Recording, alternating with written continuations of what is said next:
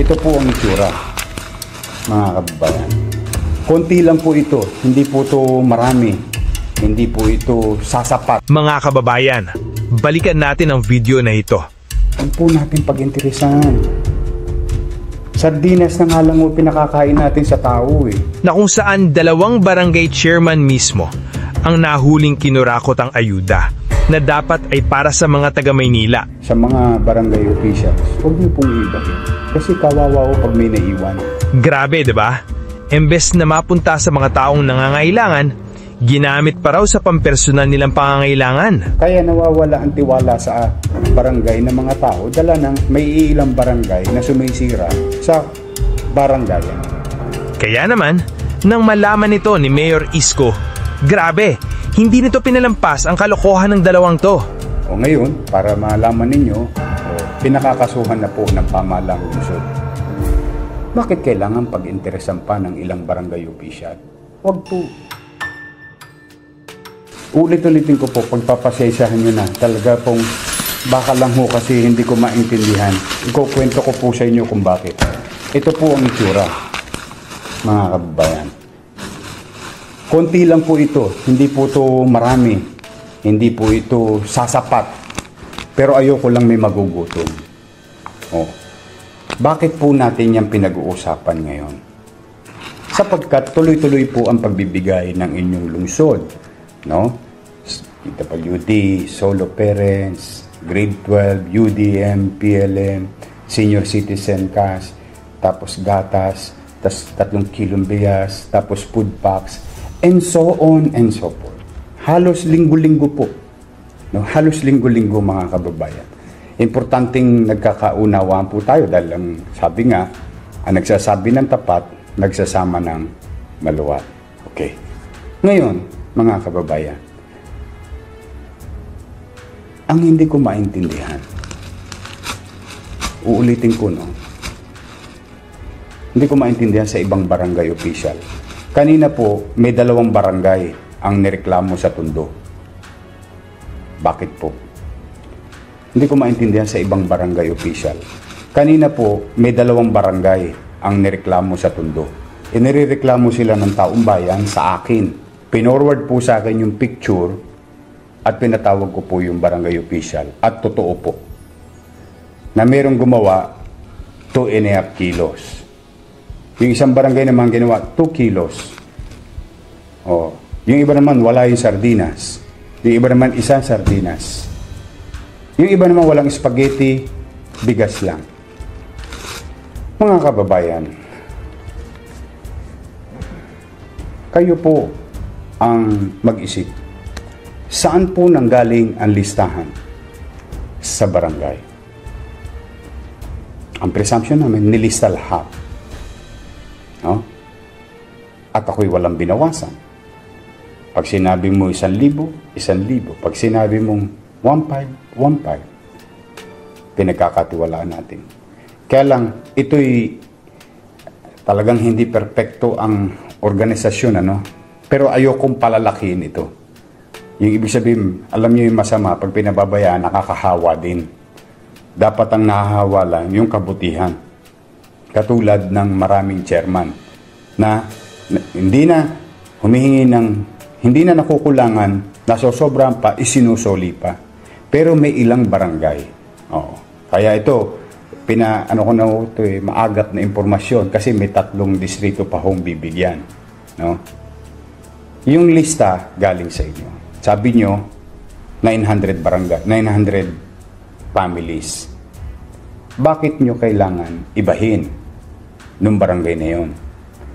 Inireklamo sila ng taong bayan sa akin. Pinorward po sa akin yung picture at pinatawag ko po yung barangay official. At totoo po na mayroong gumawa 2.5 kilos.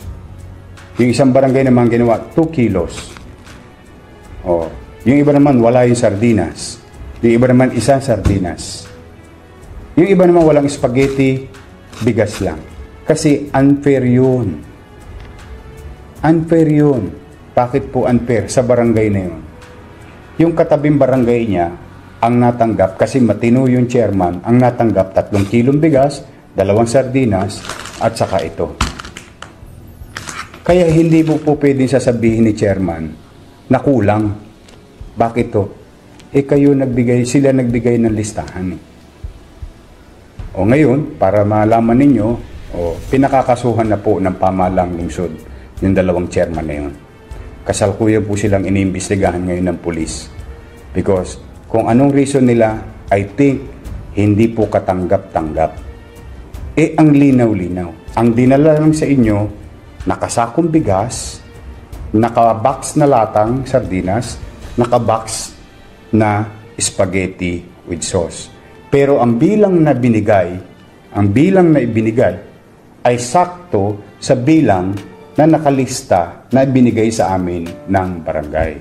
Kaya ulitin ko, sa mga ilang distrito pa, although ito nangyari sa Tondo. Dalawang barangay sa Tondo. Kaya naman natin ginagawa yan ay para sa kabutihan ng lahat. Pag pinag-uusapan ay kalusugan. Dahil marami na rin gustong matapos ito. Pero ang hindi talaga ako maintindihan, bakit iniiba?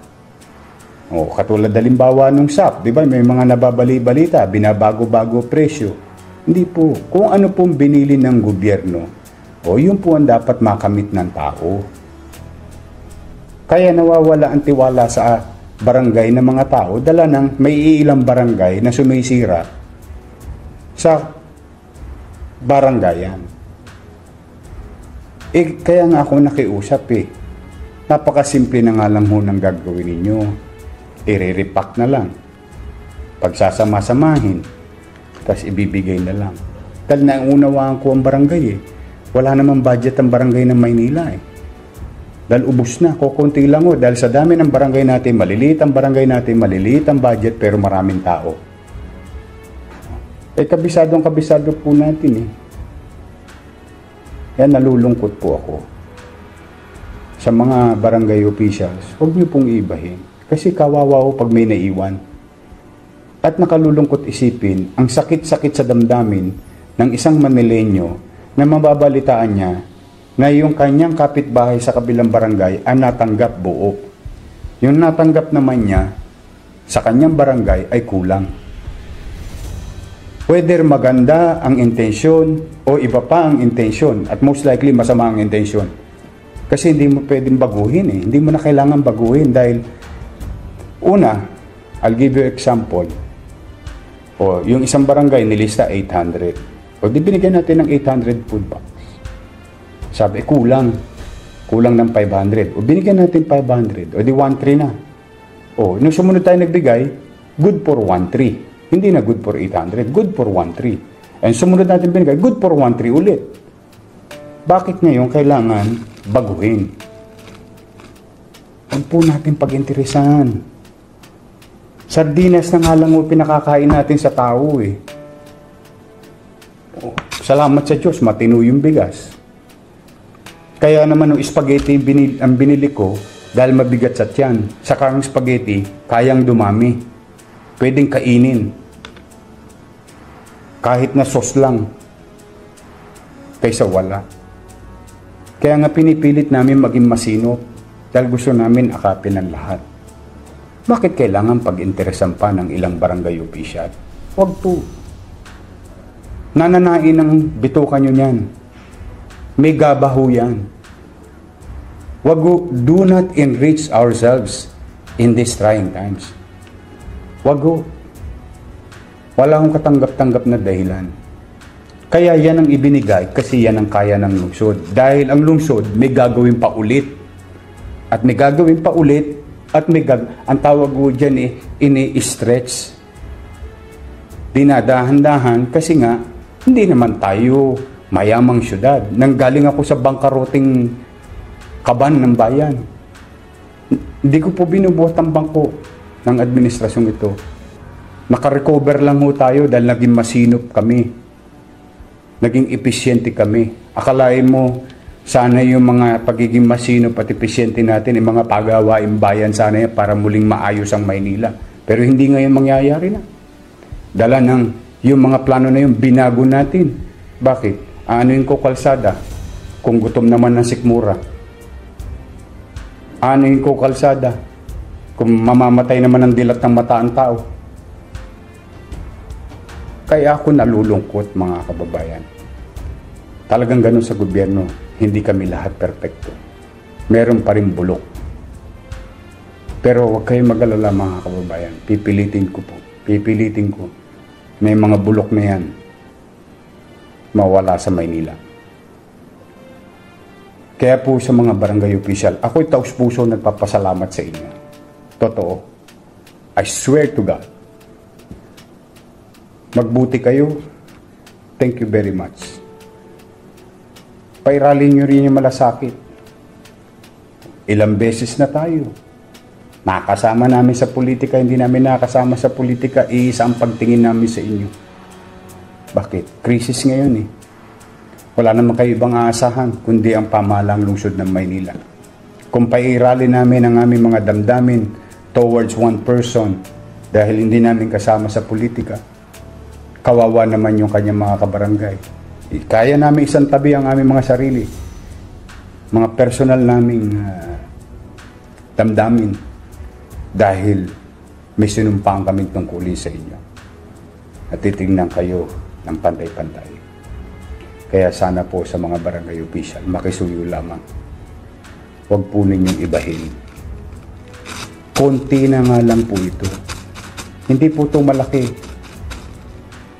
Pero mahalaga po ito sa buhay ng bawat pamilyang Manileño ngayon.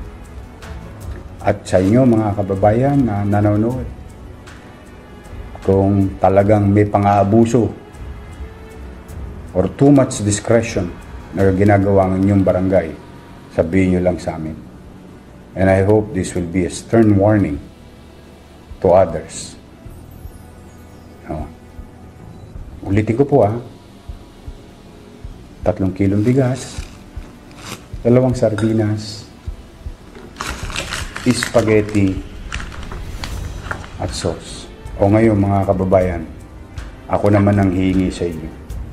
Kapag kulang ang binigay sa inyo ng barangay official, i-post ninyo.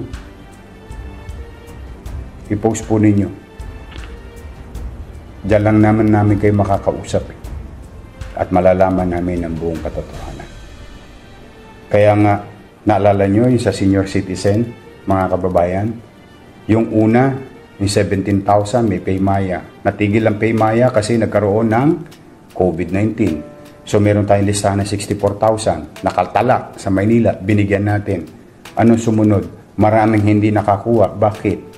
Kasi may batas na nagsasabi, kailangan butante raw yung senior citizen. Sabi ko, paano yung may mga sakit? Paano yung hindi nakakaboto na? Dahil may rayuma, hindi makalakad. Di ba, anong ginawa natin? Inamendahan natin yung batas. Sabi natin lahat ng senior citizen, tapos humingi tayo ng listahan sa mga barangay official. Ilista nyo lahat ang inyong mga senior citizen. At hindi po sa pagbubuhat ng bangko. Kung ano pong pinala nila, binigay natin tigwa 1.5. Sumunod, gatas. So, ang ibig kong sabihin, maaring misan kulang, pero inaaksyonan. Pero pag naaksyonan, hindi pwedeng may magkulang. Kaya po, yun lamang ang pakiusap ko mga kababayan. Importanteng nagkakaliwanagan tayo. Importante na alam ninyo. Kaya nga ako sa totoo lamang ho. Minsan gabing-gabi na. Tulad ngayon, gabing-gabi na. Nag-update kami every day. We'll try to update you. Para walang naliligaw ng landas.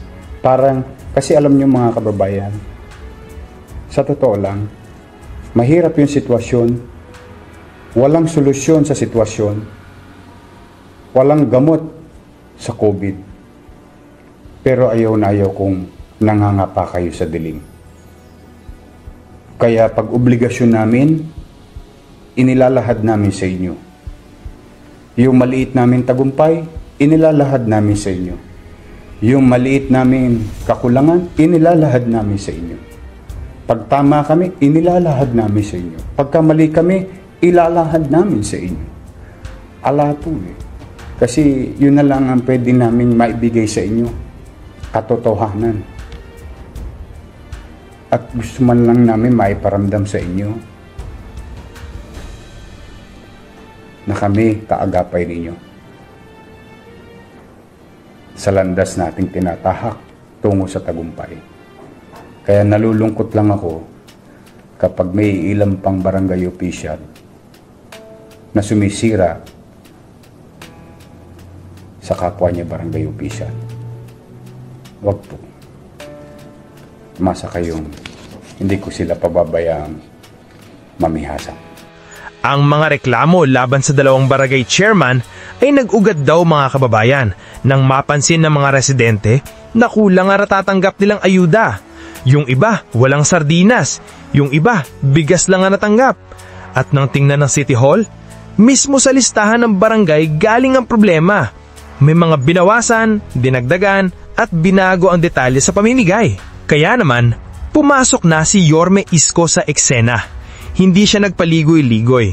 Diretso niyang sinabi, kung 1,000 ang sinabi, dapat 1,000. Kung 500, dapat 500. Walang palusot, walang drama. Kasi para sa kanya, ang bawas sa ayuda ay bawas sa tiwala ng tao. At nang makumpirma ang ebidensya, 2 chairman agad ang pinakakasuhan. Ganun kabilis mga kababayan. Malinaw ang sinabi ni Mayor Isko, hindi ito tungkol sa politika, hindi ito tungkol sa kulay, tungkol ito sa serbisyo para sa tao. Habang ang iba nananaimik sa mga anomalya, si Yorme nagsalita at kumilos. Walang puwang sa Maynila ang mga manloloko sa kapwa. Alam nyo mga kababayan, ito yung gusto natin sa isang leader. Walang takot, pero may puso. Hindi lang basta sermon, may aksyon agad. Hindi niya hinayaan na paglaruan ng ilang opisyan ang tulong para sa mga Manilenyo. At kahit maliit lang na sardinas o spaghetti sauce, para kay Yorme, malaking tulong yan sa bawat pamilyang naghihintay. Sa Maynila, malinaw ang mensahe ni Yorme. Kung ano ang ibinigay, yun ang ipamigay. Walang dagdag, walang bawas. Kasi ang tunay na leader, hindi lang nagbibigay, kundi tinatama rin ang pagkakamali. At ito ang dahilan kung bakit hanggang ngayon, marami pa rin ang humanghanga kay Mayor Isko Moreno. Saludo kami sa iyo, Yorme, sa sipag at tapat na serbisyo mo para sa mga tao. Ako nga pala ang Kuya Jay nyo na palagi nagpapaalala sa inyo na dapat, alam mo to,